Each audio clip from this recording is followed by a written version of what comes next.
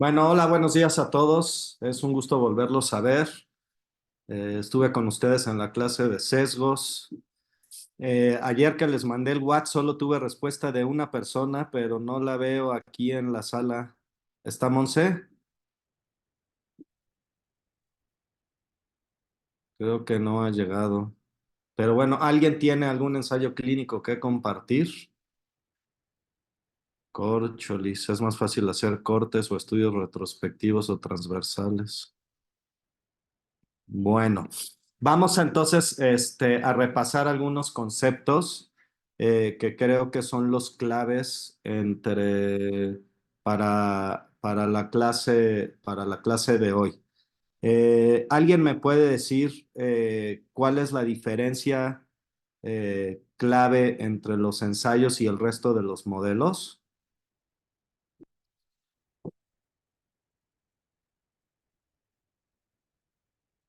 Doctora Liliana, tú que participaste de la clase pasada. Pues que se puede manipular la maniobra.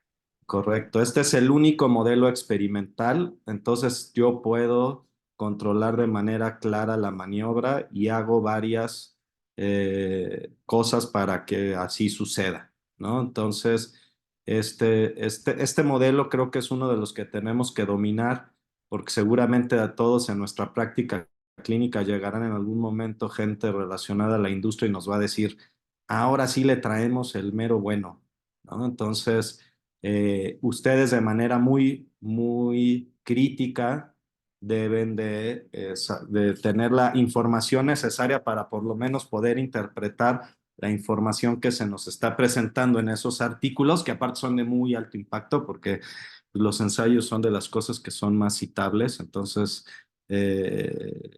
y esto a veces hasta se ha vuelto un poco un negocio. Entonces, para eso, ¿alguien me puede recordar qué es eso de fase uno, fase 2, fase 3, fase 4? Pau, perdónenme, son los que participaron la vez pasada.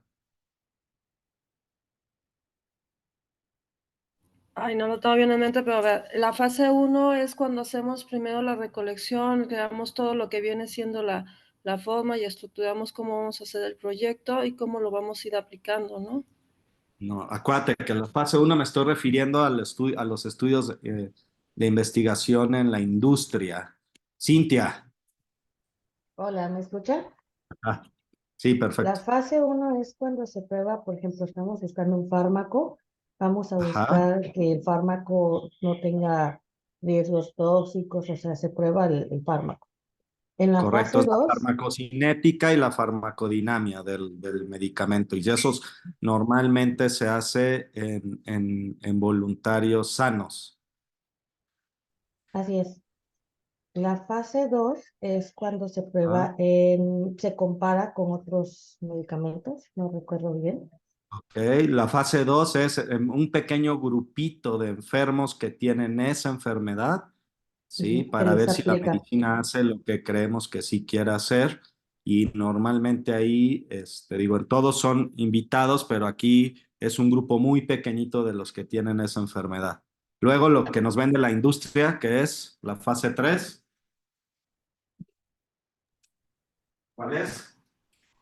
Pues la fase 3 ya Ujú. entraría el aplicar la prueba en grupos más grandes, ¿no? Aplicar Es la medicación más estructural. grandes que son enfermos. Si es Ujú. una medicina con un grupo farmacológico nuevo, ¿con qué comparo?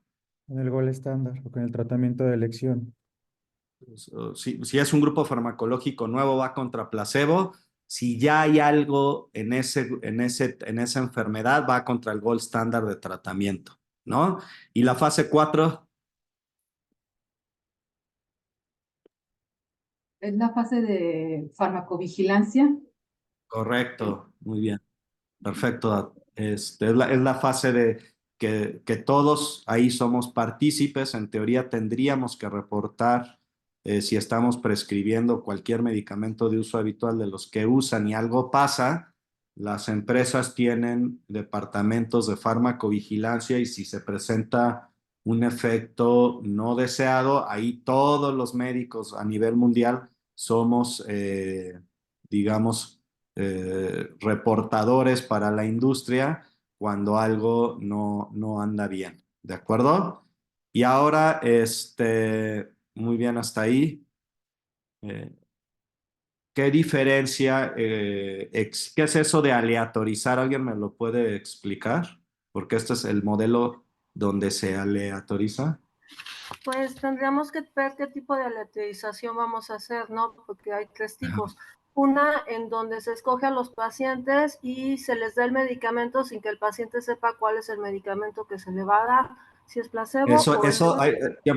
Tiempo. Eso que me estás diciendo es el cegamiento, que no Ah, hay que confundirlo con la aleatorización. ¿Cuál es la diferencia con la aleatorización?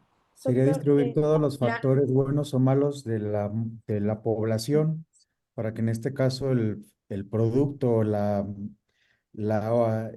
intervención que se vaya a hacer se distribuya de manera equitativa en toda la población que se vaya a estudiar. Correcto. Entonces, hay una cosa que se llama el azar. Y luego el azar puede hacer que tengamos, si no ejecutamos este tipo de acciones, nos hace que puede hacer que en algún grupo haya más viejitos o con algún grado más de la enfermedad. Entonces, eh, lo que hace la aleatorización es que la probabilidad de que haya personas de las mismas características que yo determiné en mis criterios de inclusión sea igual, ¿de acuerdo? Y eso normalmente donde lo vemos en los artículos, en qué parte del artículo. Normalmente lo reportan o tienen pertenece a qué tablita. Materiales y métodos. O sea, vienen material y métodos, ahí viene cómo lo hicieron, pero ustedes comprueban que lo hicieron bien normalmente leyendo la tabla uno. La tabla uno es el lugar donde vienen las características, vienen los grupos o los dos grupos o tres o sí, más, los que hayan es para, definido los investigadores. per- Ajá. perdón, ahí en la primera tabla, casi siempre los estudios, yo soy el medicina ¿Quién estaba interna, soy hablando? residente, soy Ilse, doctor, Ah, soy residente de ¿Qué medicina onda, Ilse? interna. En la Sí, a primera ver, Ilse, tabla, en las sesiones que hacemos nosotros aquí para comprar los artículos, es lo que debemos de ver que las características entre ambos grupos de estudios sean homogéneas, tanto edad, los factores sociodemográficos, para que no haya un sesgo, vaya, entre la comparación y que ambos grupos tengan las mismas características en edad, en factores, en comorbilidades, y después ver si eso es extrapolable a nuestra población. correcto, muy bien, Ilse. Doctor, una Entonces, duda. siempre fíjense en la tablita uno. Hay tablitas uno que ya omiten qué tipo de qué tipo de prueba estadística se utilizó, ¿sí? Pero que, digo, deberían describirlo en el área de material y métodos. Y aquí es importante que vean que hay exactamente el mismo número de mujeres añosas en un grupo, mujeres añosas en otro grupo, y más de ciertas características. Ustedes son los expertos en cada una de sus áreas y no sé, a lo mejor para el estudio de ciertas hepatopatías es muy importante un antecedente y tiene que haber exactamente los mismos números de personas en uno o en otro. Y ahora sí platiquemos del cegamiento. ¿Qué es el cegamiento? Doctor, perdón, tengo una duda. Dime, Tato. Para la aleatorización, ¿se tienen que Ajá. emplear los programas que existen de forma digital o puede ser manual? Le Mira, pregunto porque hay esto ya se ha vuelto medio un negocio, pero hay ciertas dentro de los criterios consort, que es la parte final del videito que tuvieron que haber leído. Ahí sí tú tienes que especificar qué tipo de software utilizaste si quieres ir a una revista de alto impacto. me tocó Sí. un ensayo Ajá. clínico que se hizo aquí en el hospital y al final el Comité de Ética e Investigación lo rechazaron porque comentaban que la aleatorización no se hacía mediante un software, que eso de una Sí, fórmula y manual era aleatorio al azar, pero que no tenía una validez que se justificara y el protocolo se mandó a modificar y volver a presentar. sí, sí, ahí el detalle, Tato, está en que estos softwares es la única forma, digamos, aquí acuate que cuando tú pides permiso, pues no quieren los comités de ética, esto normalmente viene de ellos, quieren asegurarse que exista la probabilidad igual para cualquiera de los participantes para no afectar su vulnerabilidad. Y los softwares, pues como es algo que está validado por empresas, ¿sí? Pues es como lo de hoy, ¿no? Y en realidad, digo, nosotros hemos hecho aquí de todo, pero sí la última vez que con el Comité Nacional tuvimos un encuentro sobre todo cuando los patrocina la industria, pues te exigen que tengas un programa que en realidad pues, cuestan, ¿sí? Dependiendo del número de pacientes que quieras randomizar, pero bueno, creo que también es una forma más práctica, ¿no? Que ir a la tómbola y hacerlo, o tus números consecutivos, alguna vez así lo hicimos, se perdía el AUO, el auxiliar que nos ayudaba, no lo encontrábamos y aquí con el programa de computadora creo que también es más práctico, ¿sí? Pues sí, ni modo. Hay unos más baratos.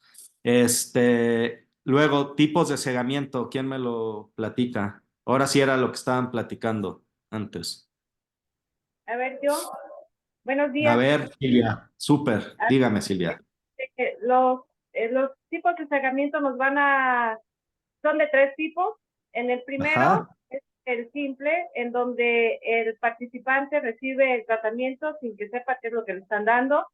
En el doble es cuando también el investigador no sabe qué es lo que le van a dar al paciente. Y el tercero es cuando el que analiza la información también no tiene, es ajeno al manejo del estudio. correcto. Entonces, esto evita tener ciertos sesgos, ¿de acuerdo? Hay veces que ya ahí se discute que es muy difícil hacer el cegamiento, pues los cirujanos tenemos ese gran problema, porque pues sabemos qué ponemos, pero pues a lo mejor el analizador ahí podemos hacer que él no sepa qué maniobra le hicimos. Hay veces que cuando nos sale de nosotros en nuestra idea dentro del instituto, sin el apoyo de la industria, tratar de hacer un ensayo y resulta que nos damos cuenta que una es tableta y la otra es cápsula y decimos, pues es imposible cegar al paciente porque no podemos cambiar la medicina. La industria hace todo este tipo de estrategias para ocultar las cosas, pero eso implica dinero y por eso la industria lo hace para que sean exactamente igualitas las cápsulas del mismo colorcito, porque luego los pacientes los ves así comparándose, ¿no? Ya de, ay, ¿cómo es y a ver cuál te tocó a ti, cuál me tocó a mí, tú cómo te sientes. Eso sería en el mundo ideal. Hay veces que tenemos que hacer algún tipo de adaptaciones con el fin de hacerlas, ¿sí? Entonces, en resumen, recuerden que pues, todos quisiéramos hacer un ensayo clínico, hay veces que no se puede hacer, ¿sí? Evidentemente no podemos experimentar. Esto es de los ensayos clínicos es de los que más rigor ético tienen, seguramente lo discutieron en la clase de ética con la doctora Pérez, que por todas las cosas malas que ciertos humanos han hecho a lo largo de la historia, pues esto está muy, muy, muy, muy controlado y pasa por los comités de ética, por lo menos en el instituto, cuando nos mandan un ensayo, somos especialmente quisquillosos porque estamos experimentando con los pacientes, ¿no? Nos están prestando su cuerpo para hacer cierta maniobra y tenemos que asegurarles cómo vulnerarlos de menor manera, ¿no? Y esto implica que son caros, esto implica que a veces son largos, implica un poco más de esfuerzo al hacerlos. Evidentemente, la ventaja es que tienen una validez científica buena, ¿sí? Son mejores que algunos otros modelos, pero no siempre el ensayo clínico puede ser el modelo adecuado para resolver su pregunta, sobre todo en enfermedades que son de seguimiento muy, muy, muy largo y quieren ver si una maniobra puede eh, eh, hacer un bien o no, pues quizá ahí sí no sería el mejor modelo cuando la duración del seguimiento es muy largo, cuando el tiempo de la latencia de la enfermedad también es muy larga, cuando el apego a la maniobra pudiera ser demasiado difícil, ¿no?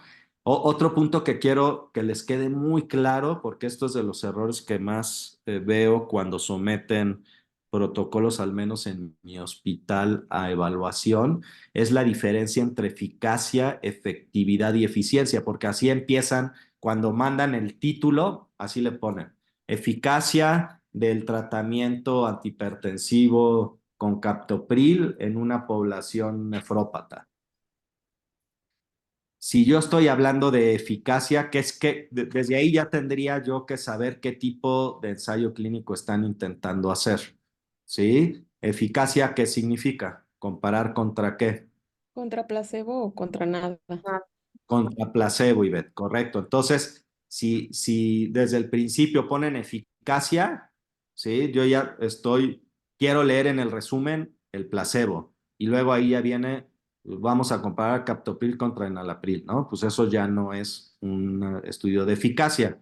Ese sería un estudio de, ¿cuál sería la palabra? Efectividad. Evidencia. Correcto. Efectividad. ¿De acuerdo? Efectividad es la comparación de la maniobra activa del gold standard contra alguna nueva sal, ¿no? Entonces, desde ahí ya pudiera haber, yo les diría que el 90% de los que intentan hacer ensayos clínicos, ahí pudiera estar el error de los que veo que suben aquí. Nosotros evaluamos más o menos 300 protocolos al año para que vean más o menos por tantos residentes que tenemos. Y luego ahora sí, eficiencia, que es la mayoría de los estudios que quieren hacer aquí, ¿de acuerdo? Son estudios de eficiencia. Entonces, eficiencia es, Pues el ver que nuestra maniobra, qué efecto tuvo, ¿no? El impacto que tiene la maniobra que vamos a aplicar. correcto, el impacto ya, el mundo real, ¿de acuerdo? Cómo se está comportando el medicamento en el mundo real. Entonces, esto es bien importante que quede bien claro, ¿sí? Porque también muchas veces usan estas tres palabras, ¿de acuerdo? Y el estudio no tiene nada que ver con lo que están intentando hacer. Si ustedes usan eficacia y efectividad, inmediatamente el modelo es un ensayo clínico, ¿sí? Entonces, hay que tener cuidado con esto. No sé si llegó Monse, que quería mostrar su. Si llega, me avisas, Monse, porque.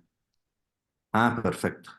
Bueno, nada más terminando el repasito, recordar esto de los criterios consort. Los criterios consort son una guía que se utiliza para valorar la calidad de la información que va a ser sometida a una publicación que tiene que ver con un ensayo clínico.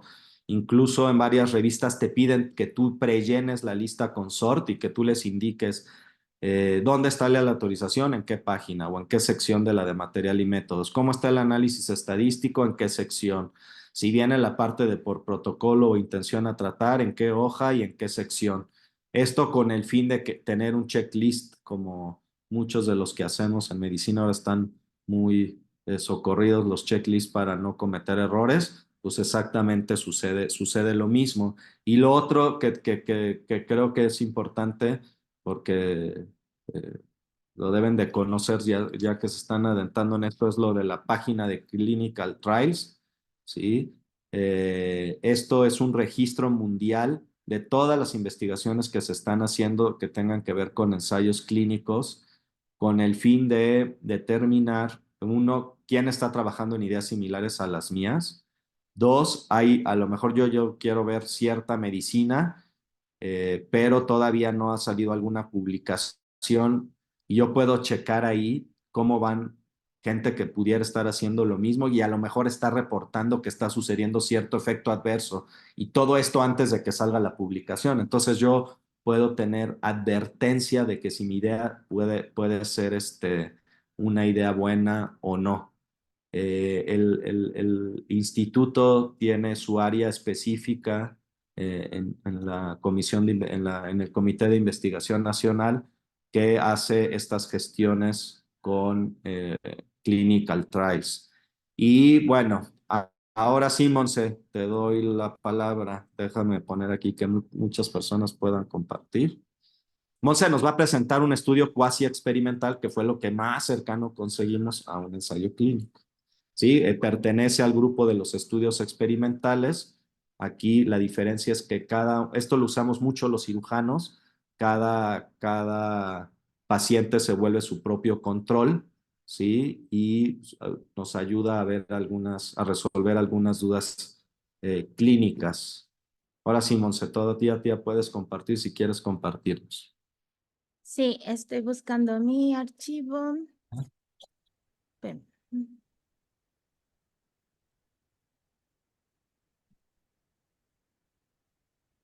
Ahí.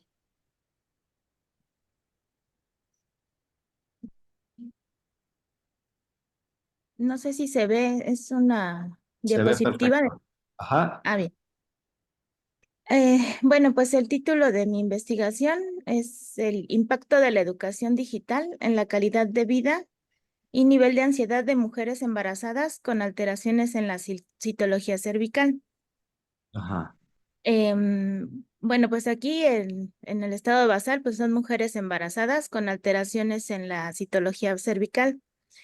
Pues realmente aquí no se pretende aleatorizar la muestra, ya que pues se les va a dar la oportunidad a todas las mujeres de participar en el grupo de intervención, que sería la estrategia educativa digital. Más bien yo creo que ahí lo que quiere decir es no se van a estratificar porque todas tienen el mismo chance y Ajá, aleatorizar cómo vas a dirigir la maniobra. Porque, bueno, sigue y ahorita vamos. ok. Ajá. Entonces, pues se les pretende decir a todas que si quieren participar en el material educativo, pertenecerían al grupo de intervención, y las que no quieran participar en el grupo educativo, pero que sí quieran participar en el estudio, pues serían el grupo de control. Entonces, aquí lo que se va a medir, pues, es la calidad de vida relacionada a la salud, que son un cuestionario de la OMS que ya está validado, y uno de ansiedad específicamente para embarazo, que también es un cuestionario ya validado para mujeres embarazadas. Y pues en ambos grupos se les mediría el nivel de calidad de vida y ansiedad antes de la maniobra y después de la maniobra. Y en el grupo donde no se les dé la intervención, se mediría en el momento del diagnóstico y posterior a 2 semanas del diagnóstico, para comparar si hay algún efecto en bueno, si hay diferencias entre las que tomaron el curso, bueno, no el curso, la estrategia digital, y Ah, las que no lo tomaron. oye, una pregunta. Este tipo de pacientes son muy frecuentes. ¿Tú dónde estás? ¿Cuál es el escenario donde trabajas? Yo trabajo en una clínica de medicina familiar, pero esto lo vamos a hacer en un hospital de ginecología. Aquí este estudio surgió derivado de otro estudio. Ese Ajá. estudio, bueno, lo que van a realizar es una detección de virus de papiloma humano en mujeres embarazadas. Ajá. Es decir, yo sé que no es muy frecuente que se hagan las citologías cervicales en mujeres embarazadas, pero en el estudio en el que se va, bueno, en el estudio raíz de este estudio, sí lo van a hacer. O sea, van a platicar con las pacientes, les van a explicar los beneficios, y pues ya, si aceptan, se les va a realizar la citología más la determinación de si tienen virus de papiloma humano. Entonces, pues yo le comentaba a los investigadores que pues no estaba bien hacer un estudio en donde les puedes causar mucha ansiedad a los pacientes, y pues de ahí derivó bueno, mi estudio. Digamos que esta es la parte en la que las mujeres que llegaran a ser detectadas con algo, nosotros podríamos brindarles la información sobre su padecimiento para tratar de mitigar pues esa ansiedad que pudiera causarles. Ok, entonces, ¿y sabemos la frecuencia anticipada de cuántas mujeres embarazadas tienen alteraciones en la citología vaginal? Sí, ahorita. Sí, lo tengo en mi marco teórico, Ajá. O pero sea, sí, esto te lo digo para saber el número. Acuérdense que una cosa bien importante y en los ensayos esto sí puede ser como uno de los puntos claves porque pues nosotros tenemos control sobre todo, es el número de pacientes que vamos a incluir para que lo que digamos es cierto. Ahí ah, tu hipótesis es que la gente que tú las informas se ponen menos ansiosas, ¿no? Eso es lo que tú les estás intentando decir, ¿no? Y pero en esa escala, que no sé cómo se mida, debe de haber, no sé si sea numérica, si sea de evaluación tipo Likert, si te da al final rangos de ansiedad o lo que sea. Pero de eso tú tienes para calcular a cuántas mujeres tendrías que entrevistar, ¿sí? Tienes que saber el grupo que recibe la maniobra, qué nivel, qué porcentaje de respuestas positivas de ansiedad tiene y contra el grupo de control, que son las que no quieren, que tú invitas a todas, ¿no? Entonces, eso es lo que entendí. Y las que vas a tener un grupo que no quiera tomar la capacitación y otra que sí. mm, La teoría es que la capacitación es mejor porque les bajas la ansiedad. ujú, ¿Cuántos puntos? ¿Qué porcentaje? Esa es la pregunta que te estoy haciendo, porque en base a eso se hace el cálculo del tamaño muestral, que en este estudio es necesario, pero eso va a depender de cuántas están en el estado basal. Por eso te hago la primera pregunta. De, hoy llegan 100 embarazadas, ¿cuántas de esas 100 embarazadas pudieran tener alteraciones en la citología? Porque a esas son a las que vas a entrevistar, ¿sí? ujú. Sí, pues aquí las alteraciones citológicas son muy frecuentes porque no solamente es la presencia del BPH, sino en la citología cervical, pues va desde inflamaciones, infecciones bacterianas, micóticas. O sea, realmente un papanicolao normal es muy poco frecuente comparado con los papanicolaos que salen con algún grado de Ok, eso lo alteración. entiendo. Entonces, de las 100 que van a invitar, o no sé cuántas vayan a invitar los que están haciendo la parte previa a la tuya, ¿cuántas creen que accedan a hacerse el Papa Nicolau? Porque no es obligatorio, no es un estudio de rutina que se haga durante el embarazo, por lo que entiendo, ¿no? De hecho, por la norma oficial mexicana sí está recomendado hacer el Papa Nicolau, pero no, en la práctica no se hace de forma rutinaria. Ok. Entonces, ¿cuántas crees que van a entrevistar? Este, pues por lo menos unas 300, yo creo que sí. Ajá. Bueno, eso es bien importante entre nuestro corazón, la realidad, y porque muchas veces uno hace mucho inversión de tiempo, dinero y esfuerzo y a lo mejor no llego al número necesario. A ver, ahora Ujú. ponme lo del tamaño de muestra que vi que me lo enseñaste hace como 2 diapositivas. En este, Ajá. A ver, aquí más que nada ok. no lo calculamos con base a la alteración de la citología, sino a la presencia de ansiedad en el Correcto. embarazo. No, tú la tienes que hacer así, porque Ajá, tú nada más vas a incluir a esas señoras que ya pasaron por el paso de aceptar ir al Papa Nicolau, ¿no? ajá. Y luego entiendo entonces que ellos utilizaron desviación, un puntaje de la escala con su desviación estándar, ¿sí, Sí, no? sí, Ok. sí. Y el promedio fue de 1 con desviación, pero correcto. 16 unidades muestrales, pero un grupo tuvo 6,67 y el otro grupo, Eh, 1.67 de qué, perdón, o de sea, desvés. ¿No? tú cuando metiste los cálculos, la computadora te preguntó dos datos. El Ajá. grupo de la maniobra, ¿cuántos puntos tuvo en esta escala? y el grupo que no tuvo la maniobra, ¿cuántos puntos tuvo? Independientemente de la desviación. ¿Te acuerdas? Porque aquí nada más pones un grupo. Sí, Ah, no me no, acuerdo. fue 1.4 Cuadrículo puntos. le puse. Ok. O sea, aquí Yo lo nada puse más cuando para hacía que podamos necesario. entender, mientras más puntos es más ansiedad o menos ansiedad. Mientras más puntos es más ansiedad. Ok, entonces aquí el primer grupo tuvo 6.67, fue al que no le hicieron nada, supongo, porque tienen más Ajá. ansiedad. ¿Sí? Ujú, sí. Ok. ¿Por qué les digo esto? Y el otro grupo al que sí le hicieron la maniobra tuvo poquita ansiedad porque es 1.46, ¿no? Tuvo Ujú. menos puntos.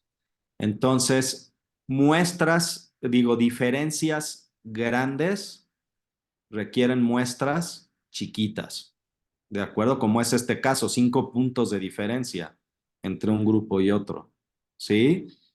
Y en el otro va muestras muy pequeñitas, requieren, diferencias muy pequeñitas requieren muestras muy grandotas. Esto es algo que ustedes tienen que ver desde que están leyendo material y métodos, ¿sí? Cómo, de dónde obtuvieron los datos para hacer el tamaño muestral, ¿de acuerdo? ¿Sí? Entonces, la regla básica mínima, por lo menos hasta el momento, porque sé que hay una clase de cálculo de tamaño de muestra, es diferencias pequeñitas, muestras grandes. Diferencias grandes, muestras pequeñitas. A lo que me refiero es si metiste los datos como dices, suena lógico lo que estás poniendo en esta diapositiva. Ujú, ¿Eh? sí. ¿De acuerdo?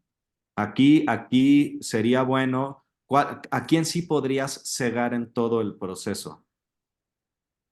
Pues el que haga el análisis Correcto, al que del... haga el análisis, ¿no? Porque un paciente va a saber que recibió el cuestionario y el otro no, ¿sí?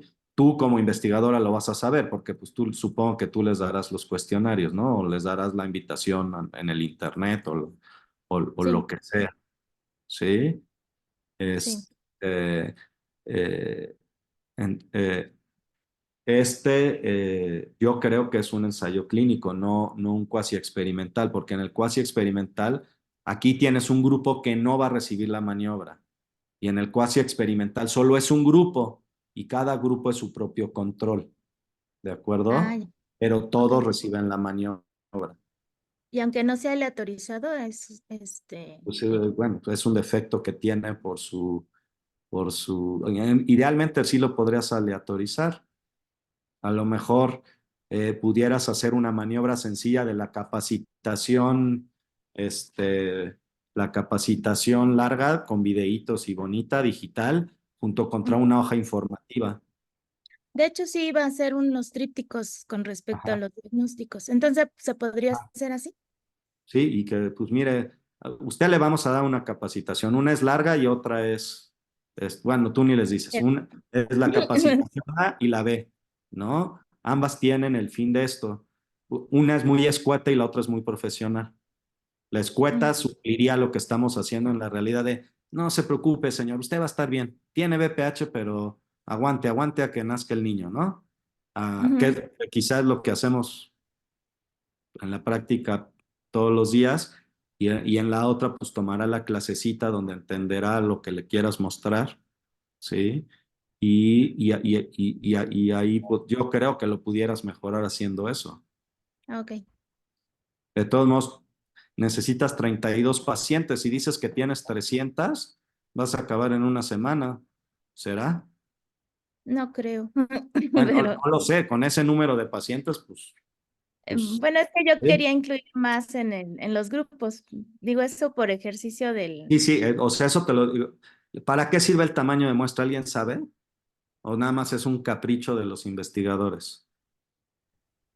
No, es lo ideal, lo que se hace es del universo. Tomamos un subconjunto del universo para determinar que tiene las características de todo el universo de pacientes que estamos Ajá. investigando.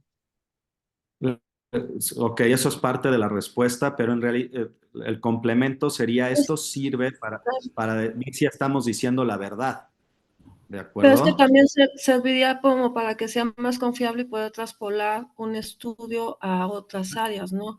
No es lo mismo Es decir, para que es para que el estudio tenga validez interna, Pau, pero ajá, sirve para no cometer unos errores que se llaman, ya va a haber una clase de esto, que son el error tipo uno y el error tipo 2. Es decir, que sí suceden las cosas cuando en realidad no suceden, o así al es. revés, que no suceden, pero sí suceden, y no tuve el número suficiente de pacientes para demostrarlo.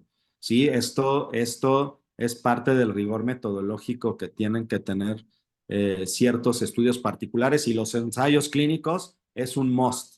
Si ustedes mandan un ensayo clínico, es parte de los criterios consort. Si ustedes lo mandan a analizar, lo someten a una revista y no viene el área de apartados de cálculo muestral, les van a decir, híjoles, pues ¿cómo sé que me estás diciendo que el cuestionario, la capacitación exhaustiva funciona contra la no capacitación? ¿Sí? Y te van a decir, doctora Monse, regrese cuando me pueda compartir estos datos. ¿De Pero acuerdo? ahí me queda a mí una duda, porque pues sí se hablaba y en el video veíamos que entre unas muestras más grandes es mejor, pero creo que se refería sobre todo a estas muestras donde aplicamos medicamentos, ¿no? Ensayos clínicos con Eh, medicamentos. Pero eso se refiere, Pau, a que los medicamentos normalmente las mejorías que hacen cuando ya hay un gold standard son muy poquitas. El beneficio es muy marginal o lo que quieren decir es igual, ¿de sí, acuerdo? Y pero entonces para demostrar esa pequeña diferencia entre un grupo y otro, cuando acuérdate, diferencias pequeñitas, muestras muy grandotas, ¿sí? Y en los medicamentos eso pasa. Cuando sale un competidor, ¿tú a qué área te dedicas? soy Recuérdame. en el área de medicina familiar, Ok, pero entonces has recetado ¿cuántas veces en tu vida ya captopril? Miles de uf, veces. sí, ¿Sí? pues sí. Entonces, la diferencia entre captopril y enalapril en el control de los síntomas es muy marginal seguramente. ¿Sí? Ujú. Cuando salió el estudio de captopril contra enalapril, tuvieron que haber reclutado miles de pacientes porque el beneficio o son iguales o el beneficio entre una y otra es muy marginal. Entonces necesitaron muchísimos pacientes. A eso me refería yo en el video. Sí, y mi pregunta dirigida, porque sí lo leí y dije, bueno, sí va enfocado más a esta industria farmacéutica para ver los efectos, pero si estamos hablando de estrategias educativas como es este caso, entre grupos más grandes, quizás nosotros perdamos más el control, ¿no? O porque se ha comprobado en educación que grupos muy grandes no puedes abarcar tanto, o sea, no eres tan, ay, no sé cómo decirlo, pierdes pues algunos datos, la atención del paciente, entre otras cosas. Entonces, Pues, ¿cómo o puedes sea, hacer yo más bien pienso que ahí va en función de qué estrategia educativa. Si es una ajá, estrategia educativa sencilla, corta y de una sola exposición, no es lo mismo ahí. Usted tiene que venir 7 veces, 2 veces a la semana. Sí, aquí va exacto. a depender mucho, mucho de la estrategia, Y ¿no? ahí, ¿cómo haces para los cálculos? Es a lo que voy, porque Ah, muchas veces nosotros establecemos tú, para una hacer el cálculo del tamaño muestral te tienes que basar en la literatura que haya. claro. Y de estudios similares. Aquí ella nos está diciendo que estos datos los sacó de un estudio de un señor Prieto, ¿sí? Ujú. Entonces tú te tienes que ir a lo similar que haya, eso es parte de tu marco teórico. Yo les recomiendo hacer una tabla de evidencia y decir, miren, esto es lo parecido a lo que yo voy a hacer.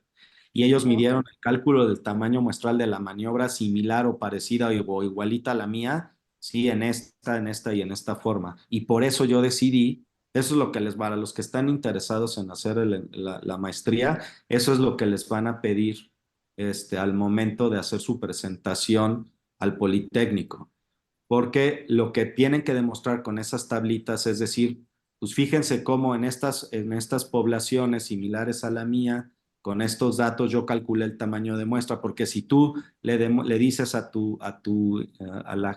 acuérdense que lo que la gente quiere es que se gradúen. Y entonces, si ven que es inviable y necesitas 1,000 pacientes, por eso era la primera pregunta. Si Monse me dice, hijo, Doc, es que pues se dejan hacer el Papanicolau solo 2 de 100 señoras en un periodo de un año, yo le digo, Monse, pues los 16 casos los vas a coleccionar en 8 años, ¿sí? No tiene sentido para un trabajo de presentación para la maestría. Eficiencia terminal tiene que ser al segundo año. Eso es algo operativo de también sugerencias o tips para sus estudios, para los que van a ir a la maestría. Tiene que ser algo que puedan hacer en 2 años. A lo mejor la idea es muy buena y guarden ese o síganlo haciendo en paralelo a un protocolo que puedan presentar para la maestría que se acabe en 2 años. ¿De acuerdo? Entonces, Que sería son la 2. factibilidad del Ok. estudio, ¿no? Tengo una duda. Por ejemplo, en el Sí, protocolo de la doctora, Ivette, sí, perdón, en el protocolo de la doctora que presenta, si pues no, quieres, nos dejas de compartir perdón, Monse, para que pueda ver la pantalla completísima Sí. y saber quién habla. Gracias.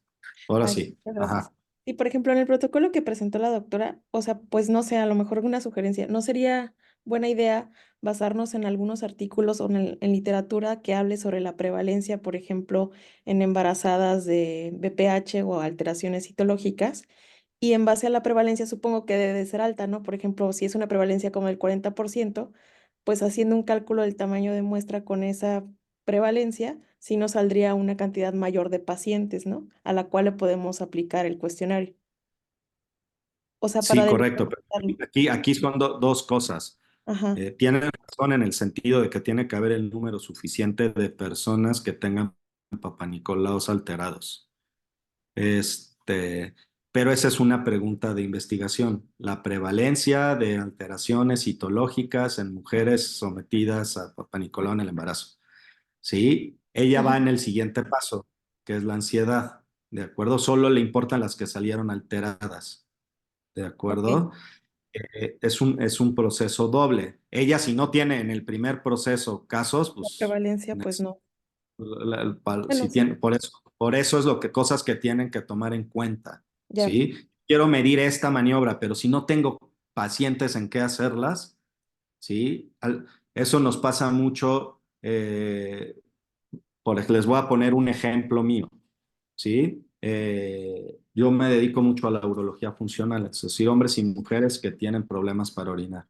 Y queríamos hacer un ensayo de prevalencia, ¿sí? Digo, un ensayo, un estudio de prevalencia. Pero yo trabajo en un tercer nivel, no tiene sentido hacerlo aquí. Aquí no están las pacientes que yo necesito. Las que yo necesito están en las UMFs donde muchos de ustedes están trabajando, ¿sí? Entonces, tengo que aterrizar la idea en el lugar donde yo lo voy a hacer, ¿sí?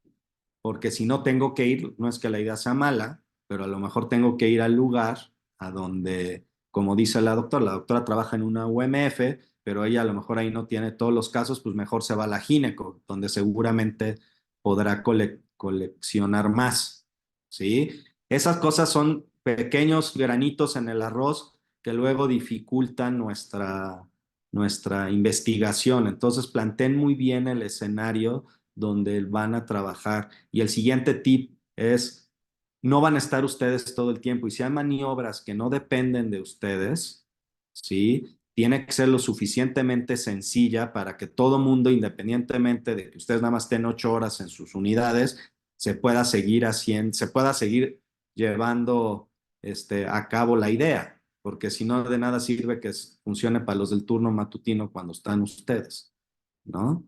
Eh, y siempre, pues ahí, pues el consejo es aliense con sus demás compañeros de grupos, ¿sí? Para trabajar en equipo, ¿no? ¿Alguien tiene algún otro comentario? Pau está con la manita levantada. En cuanto a este estudio, yo observaba las características que ponía la doctora de criterios de inclusión y criterios de eliminación. Entonces, uno de los criterios de inclusión, quizás lo leí mal, decía que aquellos pacientes que tenían discapacidad para llevar la estrategia o algo así, alguna discapacidad auditiva o de atención neurológica o algo así. Entonces, bueno, eso creo que disminuía la posibilidad, ¿no? si tiene algún déficit. Y la otra, no sería como factible primero ver cuáles son aquellos pacientes que ya tenían ansiedad desde antes y que no sean estos pacientes que digas, bueno, le voy a hacer la maniobra y tiene ansiedad porque tuvimos la maniobra y vamos a disminuirla, ¿no? Entonces, con la estrategia educativa, porque entonces tendríamos ahí como un tipo, no sé, de problema en el decir, fue la maniobra la que les produjo la ansiedad, o la paciente ya tenía ansiedad y quizás pues se manifestó más todavía ahorita. Y la Pero otra, entiendo que sí lo vas a medir antes y después, ¿no? El De hecho, cuestionario. en los criterios de inclusión, sí consideramos patologías, tipo ansiedad, depresión, pueden incluirse siempre y cuando hayan sido leves sin tratamiento previo. Es decir, que se controlan ellas mismas. Si ya tenían antecedente de algún padecimiento psiquiátrico manejado con algún fármaco y se les suspendió durante el embarazo, esas son criterio de exclusión, porque obviamente pues van a estar más descontroladas, no sabríamos ahí el efecto real de la maniobra que queremos investigar. pero ya el hecho de que tengan ansiedad antes y no tengas como un criterio para decir o un nivel para decir qué grado de ansiedad tenía, pues eso como que creo que podría causar cierta confusión, ¿no? Pues lo vamos a medir en el cuestionario inicial que los vamos a realizar, si ellas ya tenían algún padecimiento ansioso que haya requerido tratamiento. Las que requirieron tratamiento quedan excluidas. Pues sí, de algún modo lo tienen que controlar eso. ¿De acuerdo?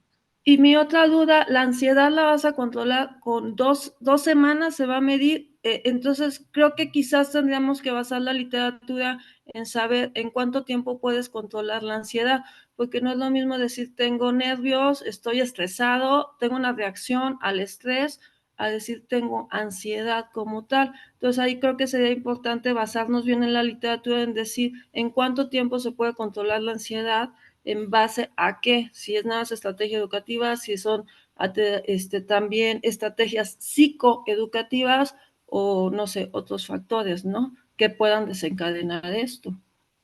Sí, de hecho, el cuestionario de ansiedad que vamos a utilizar ya está validado. Mide ansiedad específicamente en embarazo. Y las 2 semanas pues tienen su razón de ser, que son el tiempo que debe permanecer el estado ansioso para considerarse una ansiedad persistente. Sí, aquí algo importante es que de algún modo deben de controlar que las mujeres que se comparen tengan acuérdate, las características similares, porque a lo mejor no es tener la citología vaginal mal, ¿no? Puede ser que alguna parte está yendo, no sé, tiene diabetes gestacional, por decir un ejemplo a lo mejor tonto, ¿no? Y lo que le está causando el problema de ansiedad es otro problema no relacionado a lo de la citología, ¿no? Sí, de hecho, Que en el embarazo son muchos factores que se pueden alterar, ¿no? en los criterios de exclusión hay padecimientos que incluimos para sacar pacientes que obviamente pudiera contribuir la ansiedad, no necesariamente por la alteración citológica, sino por algún padecimiento anexo al embarazo. Perdón, Ok. y eso que dijo Pau, en la presentación que nos puso de un criterio de inclusión, déficit, algún déficit cognitivo o algo así decía su presentación, es un criterio de eliminación porque lo mencionó como criterio de inclusión. Sí, yo ¿Cuál también sería su pienso que ahí razón de ser? tendremos que eliminar. Ujú. Ajá. Bueno, nada más, supongo que se refieran, lo que debe ser es, no sé cómo sea la estrategia, nos faltó que nos lo explicara, pero la gente que no la pueda hacer, pues no se puede incluir, ¿no? Supongo que se refiere a eso. Sí, pero tienen Bueno, como razón ya, las doctoras, doctor. Yo Que me lo puso equivoqué. como sí, inclusión. Tiene que estar sí. en criterios de no Está, Sí, inclusión. de exclusión. Correcto. Sí, así ahorita. es. Justo de eso se tratan estas cosas, no es nada personal, sino mejorarnos, ¿no? Enriquecernos. ¿Alguien más tiene algún comentario o alguna pregunta? Tengo ¿no? una duda. ¿Cómo era el título de la investigación? Porque mencionaba la calidad de vida o algo así. Impacto de la... Sí, el título es Impacto de la educación digital en la calidad de vida y nivel de ansiedad de mujeres embarazadas con alteraciones de la citología cervical. Es que aquí estoy usando el de calidad de vida porque en el estudio original, donde van a salir mi muestra, están evaluando la calidad de vida en mujeres con BPH. Entonces, pues para hacer uso de ese instrumento también. Ajá, porque entonces ahí se tendría que evaluar eso también. Y es que esa parte no la escuché bien, dije, "Ah, ¿y la calidad de vida dónde quedó?" Ajá. Sí, son 2 cuestionarios. Y Sí, luego son vas a dos hacer como un cuestionarios. contraste entre Bueno, cómo mejora la entonces, estrategia y la calidad. ¿Cómo mejora la estrategia, la calidad de vida del paciente o eso ya va a Es ser como práctico? dependiente, se va a medir calidad de vida y ansiedad. A lo mejor la calidad de vida no se ve afectada en la citología cervical anormal. A lo mejor en el de BPH sí, porque pues BPH ya es algo, palabras mayores, pero una infección bacteriana, una cándida o algo así, a lo mejor no afecta su calidad de vida como tal. Entonces Pero entiendo que tendrías que diferenciar, perdón, dos estudios diferentes, porque cuando lo presentas da la impresión de que, pues a mí me hizo bolas, porque dije calidad de más vida bien, y yo creo que ahí más bien es estratificar, no son dos estudios diferentes. Se podría estratificar por alteración, si quizá no es lo mismo que me digan que tengo cándida, me dan un óvulo y me voy a curar, a que me digan tiene BPH, no le podemos hacer va a pasar de parto a cesárea. Digo, no lo sé por decir algo, ¿no? ajá. Pero bueno, son cosas que tienes que planear a priori, ¿sale? sí, Bueno, pues les agradezco su participación. Este es el objetivo del seminario, ¿sí? Que discutamos, que enriquezcamos, que participemos, que hay unos que dependiendo de nuestra área de expertise, vemos un punto distinto al de la otra persona, ¿sí? Y me toca todavía un seminario con ustedes, ese ya va a ser abierto a hoy era de ensayos, pero el que me toca a seguir es abierto, ya es casi al final, creo que soy el que va antes del examen, entonces ahí yo creo que los que van a ir a la maestría deberían lanzarse para hacer algo formal de cómo les van a hacer ese examen y que sea un warm-up para la presentación de su examen previo al ingreso a la maestría. ¿De acuerdo? Pues que tengan un lindo jueves, disfruten los calurosos días de la Ciudad de México y nos vemos pronto. Gracias, Doctor, doctor. Hasta luego. Hasta luego. Gracias. Gracias. Hoy no va a haber lista, no, la ¿verdad? lista, con la lista que le iban a La mandar. lista. Ujú. Ahorita se la pedimos al doctor Andrei, ¿de acuerdo?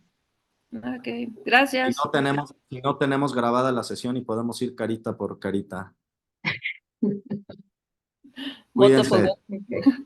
Exacto. Bye. Buen día, Buen día, gracias. gracias.